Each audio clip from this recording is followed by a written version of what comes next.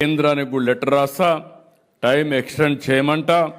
నేను ఒకటే ఆ రోజు కూడా హామీ ఇచ్చా, ఈ వక్ఫ్ బోర్డు చట్టంలో సవరణలు తీసుకొచ్చిన ఇక్కడ మాత్రం మైనారిటీ సోదరులనే పెట్టి మీ ఆస్తులు కాపాడే బాధ్యత నాదని ఆ రోజు చెప్పా, ఈ రోజు చెప్తున్నా, ఇది కాపాడుతాను. నేను ఆ రోజు హైదరాబాద్ అన్ని విధాలా అభివృద్ధి చేశాను. నేను దృష్టిలో పెట్టుకున్నది ఓల్డ్ సిటీ పక్కన ఎయిర్పోర్ట్ కట్టాను, మీరు గుర్తుపెట్టుకోవాలి. నేను దూరదృష్టితో కట్టాను అది కూడా.